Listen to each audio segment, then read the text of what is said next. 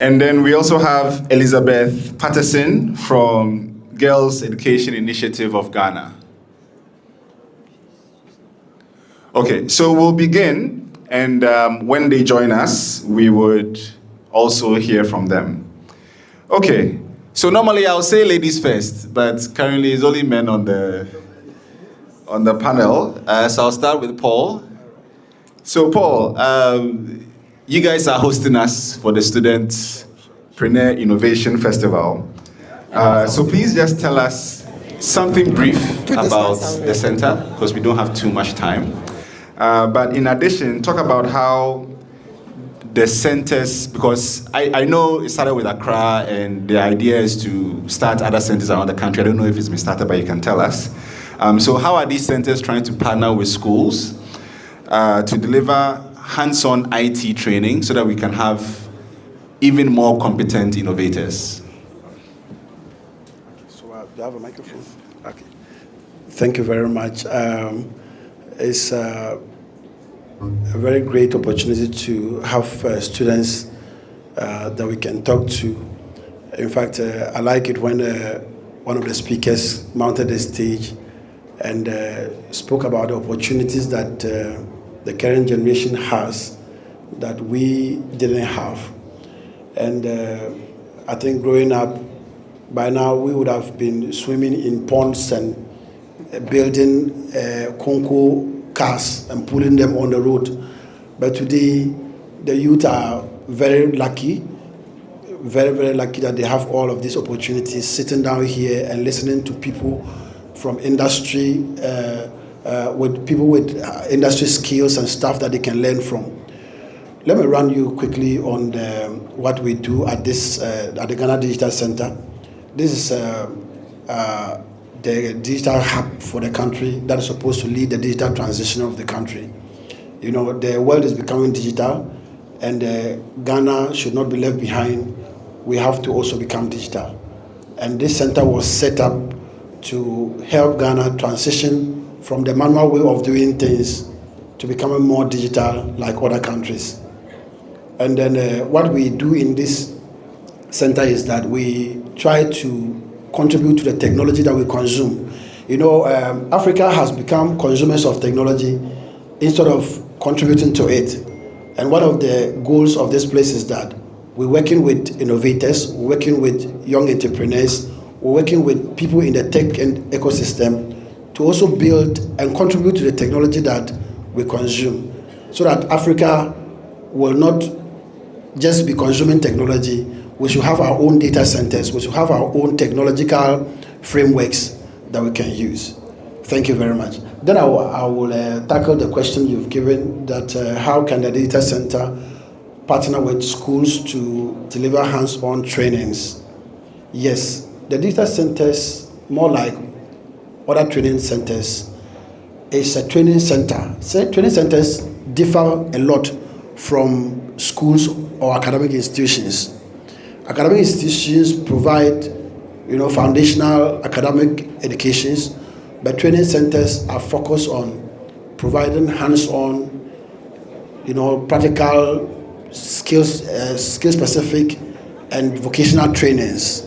And that is what this digital center is set up to do. Our trainings are flexible. We don't follow rigid time schedules like schools or academic institutions. We have, trainings ranging from after school, evening classes, weekend classes, and even vacation trainings for students. So because of the flexibility of our schedules, we are able to partner with schools. I think currently we're working on a program with Heritage Christian University, where we are establishing a lab for them in this space, and then their students can come here twice in a week to have hands-on practical trainings. The engagement is just 2 hours per engagement. And when they come, what we do here is that we don't do a lot of the theory here. We start with projects. The moment you enter into this space, we give you a project, and by the time you are exiting here, you are done with the project and you should go with that skill. So that is the level of partnership we do at the data center with other schools. I'll come back to talk more about this. Thank you very much. Please, a huge round of applause for Paul. So I'd like to come to you, Doctor. So for GIMPA, so we are wondering how GIMPA has integrated AI and robotics into your curriculum, because I believe you are with the computer science related department. So how have you incorporated AI and robotics into your current curriculum for your students, so that they can become competent innovators? Thank you very much for the question. I would say today, not GIMPA alone, most universities have integrated such things. For example, if you are here to learn, or you are in a school to learn computer science, machine learning is supposed to be part of it. If you are there doing engineering, you are supposed to do robotics. So these things have been integrated with the idea that theory can be matched with practicals.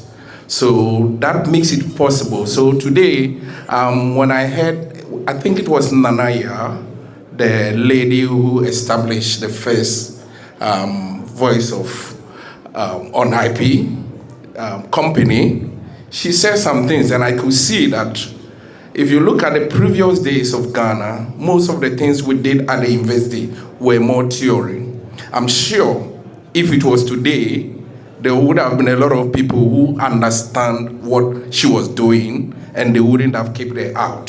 So that is the situation we have over here. As you can see, most of the students over here exhibiting are mostly from universities also. And they've been able to integrate most of these things just because it's coming from school. So that has been something that universities are doing. GTech makes sure these things are also innate for us. So that is something that we are doing. Thank you. Just as a follow-up, can you talk about some of the particular classes at GIMPA that cover this? For example, if you, like I already mentioned, if you are doing computer science, you will do robotics. If you will do machine learning. So typically, all these things, if you are doing business, AI is there. So you use AI for decision making and other things. And let me add that AI is a tool for you to get things done. I have never discouraged my students not to use AI. AI is a tool. However, you should use it ethically. That is what I will say. So nobody is saying these things are not supposed to be integrated. We shouldn't replace them. We should rather add them. And that is why sometimes industry, even going to the industry, if you have just after school and you go to the industry, they expect you to be able to use this robotics. You are not supposed to go and use theories over there alone. You must see those practical things. So if you go to most of the universities now, they have robotic labs. I can mention a lot of universities, robotic labs, AI labs, and these are things to help to make sure we integrate. We can also do that by also partnering with the industry also. And most schools today have partnered with some industries that students go there, have internship and other things. So indeed, we have integrated most of these things into what we do at the universities. Thank you. Thank you very much. Please, we can do it better for Dr. Nana Asyne. Great. So for Kwame, please, first, I'd like you to tell us a bit about what the Ghana Edtech Alliance does, or what it is. And then the question for you is, what are some of the Edtech tools that currently you've seen Ghanaian schools using, either universities or second cycle schools, using to support student innovation? Okay, so the ones that are being used. So I'm not asking how can they be used, what is actually being used? Thank you. Thank you so much. So the Ghana Edtech Alliance is an association of education technology startups and companies in Ghana. We are driven by the mission of, we are excited about technology and how technology can help us improve education as we know it. So what am I talking about? I'm talking about how we can leverage on technology and these tools to improve educational outcomes, number one. Number two, how we can use them to improve overall education administration and delivery. And then number three has to do with how we can leverage on these tools to improve and assist our teachers to help deliver teaching and learning in the classroom. And then there's a context to this, right? So the context here is that Ghana is a developing country, and for the change that we want to see, for the vision that we want to see of Ghana, it's the human beings that is going to make it happen. And the vehicle to make that happen is education. And so if you're able to capitalize on the technology available now, right, to build tools that is going to assist teachers, that is going to assist parents, that is going to assist learners, to help them improve learning outcomes, to help, in a sense, improve the quality of human resource that we are going to have available. That is going to help us help build that vision that we want to see.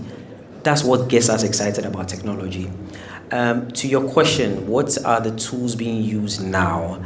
Let me just say that for the very longest time, a lot of our schools have been very reluctant when it comes to getting technology into the classroom.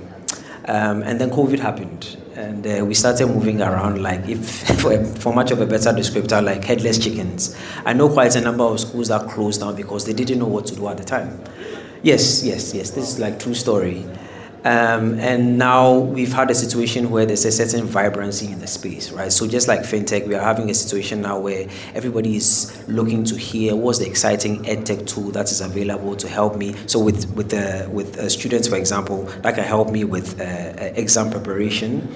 That can help me understand STEM and STEM-related topics, robotics, like you mentioned. There's a certain excitement that's gotten into the space, and that makes me really, really happy. Some examples of tools that are being used currently are on the policy level, there's the iBox, right? So the iBox was rolled out by CENLOS. So CENLOS is the agency under the Ministry of Education that is in charge of all of the digital Edtech conversations in Ghana. And the iBox essentially is an offline tool that allows students, teachers, etc., to be able to access educational resources, right, without the internet.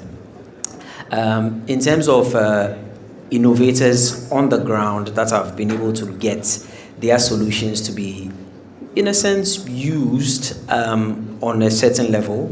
So we have eCampus. So eCampus essentially is an assessment tool, right? It helps learners be able to prepare for exam. So back then, I'm sure if I mentioned this book, I don't know if we still use Akiola now. Okay, I'm exposing my age, but anyway. But back then, Akiola was the book that everybody used to prepare for exam, especially math, science, etc. But now we have tools that have been able to digitize the process. And now with AI, you are able to have objective and subjective questions in many, you can have it rolled out in many forms. So for one topic, for example, you can have AI give you a series of questions in different formats that enables you to prepare for the exam ahead. So there's eCampus. The other exciting ones are the Asanka. So the Asanka is also an offline tool that enables people in underserved communities, people without internet, etc., be able to access education materials. There's also a really exciting one called the Deaf Can Talk. So the Deaf Can Talk is an assistive tool that helps learners who have hearing impairments be able to learn and helps teachers, help them educate those classes of people in the Ghanaian classroom. Yeah. Thank you so very much. Please, a round of applause for Kwame. Okay, so I'd like to, because of time, there'll just be one more question, but please just be brief for us so that we can stick to time. So, Doctor, I want to start with you. And so at GIMPA, you train lots of students, and you talked a little bit about industry, how you involve industry in what you're doing. I wanted you to tell us, how are you involving industry? Because there are lots of edtech startups, like different IT companies in Ghana that, maybe have gone ahead to build solutions that some of the students that you are training might want to build. So please tell us how you are involving, people in the ecosystem in the classroom, so that they can learn and not repeat some of the same mistakes that the startups of 10 years ago, 20 years ago made. I think first of all, that is where universities are important. Because what we do is that we take the theory and compare it with the practicals. So the theory is what has been done and has been established to be good. However, you can take that theory and use it in such a way that either you change it or you repeat the same thing, it serves as a guide. So if you come to GIMPA, for example, we normally invite the industry to come. What they are doing, we partner with them, we discuss it. If we find something new, we see, okay, this is what we have seen over here. Can you now go and practice it? For example, I'm in the software development industry. When we develop a software with a theory, we take it to them, go and use. Let's see how it will be. Remember, the software you are using today that is so good, everything look good, wasn't good like that. But when they take it there, they will see all those mistakes, they bring it back, we work on it, then it becomes perfect. So we do this collaboration as a way to make sure because the student we are training at the end will get back to the industry to work. So when we start that collaboration, it helps them so that when they go, they can find their feet. So that's most of the things we are doing. Thank you. Thank you so much. You really set the pace with brief, concise responses. I really appreciate you for that. Paul, so here at the Accra Digital Center, run by the Ghana Digital Centers, you mentioned that you are the hub for digitalization for driving around the country, and we've seen governments try to drive a lot of apps. Digitization, different things that we have to do online. There's the Ghana card, which I think has really come to help, make a lot of those things happen. But one of the concerns is a lot of the times we don't have a huge percentage of the population that can really use the apps that the government is releasing. And when the population is able to use these apps, a lot of the innovators in this room would also benefit because they will be upskilled to use the apps that we are also building privately. So what has the center been doing to ensure that we can have more of our population, especially those who are not in this room, who might not be, as educated, to be able to leverage the apps that the government is building and then ultimately what we are also building? Okay, so just like I mentioned earlier in my submission, that the data center is helping to transition Ghana into a digital ecosystem where people get to use technology for their everyday activities. So as part of that mandate, we run a lot of trainings here. We have a lot of labs from animation studio to cybersecurity and coding labs here. And what we do is that we partner with other companies, GIZ and other fintech companies, to run some of these trainings. So people can take advantage of some of this training to upskill them, upgrade their skill, learn how to use the apps that are being deployed every day, including the ones that are yet to come. Because it is important that everybody possesses a level of data skills, because we are not going back. Technology has come to stay, and the earlier we learn to get acquainted to technology, the better for all of us. Thank you very much. Awesome, thank you so much. Great, so we'll troop in to come and upgrade our digital literacy skills. So last question for you, Kwame. I think a lot of the people in this room are people who are building innovative solutions, want to build innovative solutions, work with institutions who are doing so. What advice would you give to them towards either building solutions that would work locally and would be bought and people would use, Because a lot of the times people just build a lot of innovative solutions and either they are too expensive for the customer or they are not very workable, right? So, so advice for people who are building their own solutions and then are also in companies or organizations that are building similar. I think that's a very good question, and it's interesting that question has come up on Ghana Day. What I say is that it's 6th March 2026, and we are in a country where, in terms of post-harvest losses in the agri space, Ghana is losing $1.9 billion yearly. We are talking about a country where in 2026 we're having a situation where, I don't know how many of you love plantain chips, but we're having a situation where I've known this for quite a while, but for over close to a decade, we are having women who sell plantain chips add rubber. They add rubber to the oil to make the plantain crispy. These are the situations we are grappling with. I don't know if you paid attention to the news, I think last month or so. There was a 29-year-old who was knocked down by a hit-and-run driver. He was taken to 5 hospitals, and apparently they said there was no bed.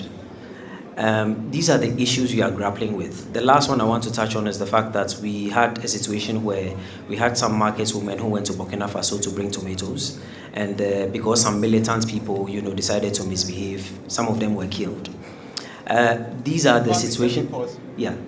Think of the people in this room, right, and how they can solve the issues you just talked about. I'm coming to that point. That's essentially the point. I don't want to talk about what the government will do. Yes. I want to talk about what we would do. You are absolutely spot on, and it's good we're having this conversation on Ghana Day.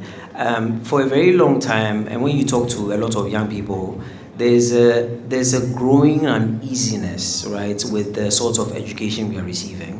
And I'm happy to hear that there are certain moves by GIMPA and other educational institutions to incorporate technology in the conversations with the courses they are delivering. Because we have to face the fact and realize that academia is in the country, industry is in the country. And for the vision that we want to see of Ghana, it's us, it's the people.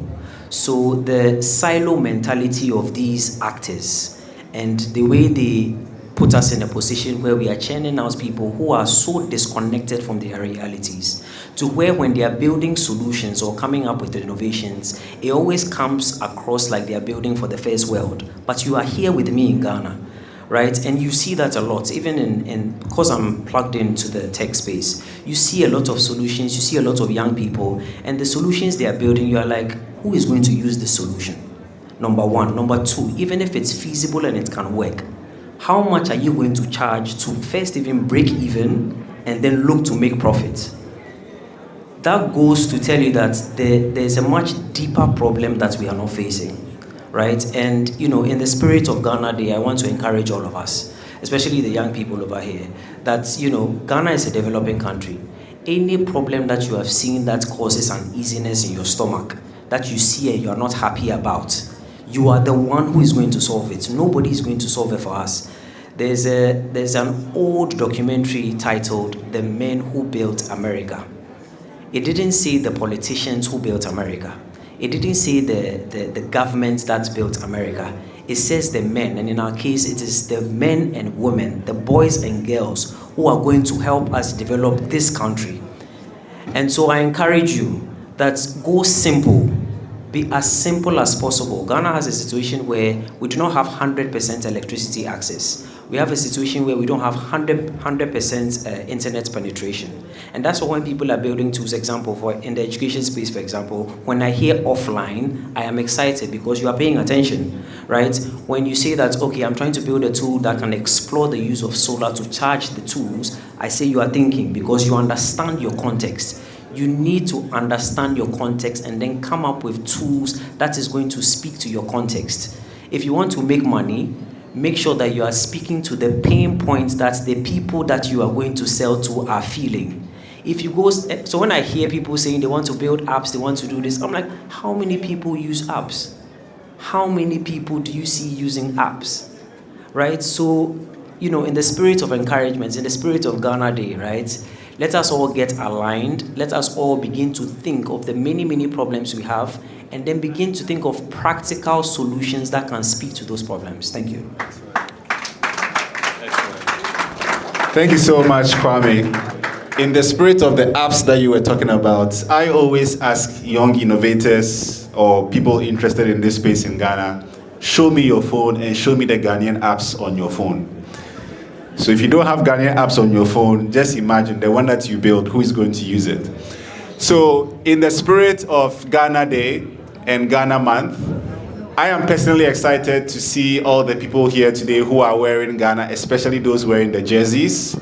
Let's continue to push and promote quality made in Ghana products this month and throughout the year. Thank you so much for your time, and please a big round of applause for our panelists. Marvin.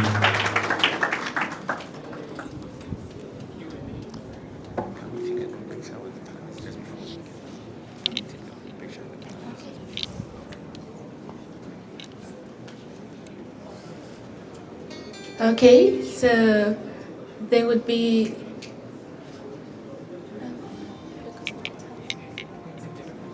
okay. So they'll be taking some pictures, please. Our photographers, are you ready?